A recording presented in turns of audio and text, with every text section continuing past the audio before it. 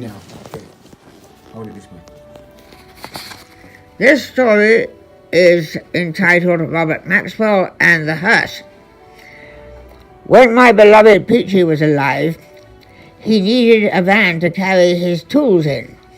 That was when he was working for a firm of antiques dealers.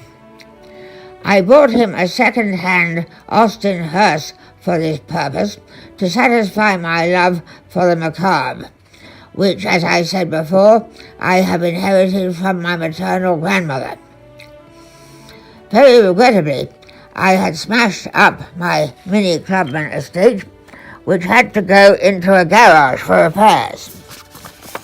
Incidentally, I have a particular love for Beethoven's Ode to Joy in C major, which appears in the fourth movement of his Ninth Symphony, that is to say the choral symphony, in D minor.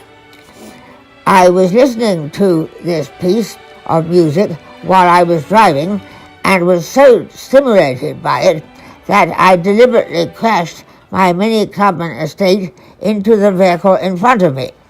My terrified passenger was the late Robert Maxwell's cook.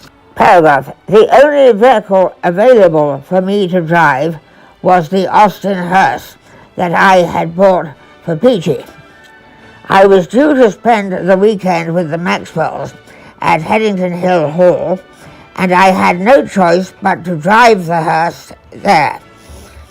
An election campaign, that is to say one of the 1974 campaigns, was about to take place, and I thought that the Herse would be extremely useful, particularly when driving Labour Party supporters to the polls, because of the abundance of space in the back. I arrived at Headington Hill Hall.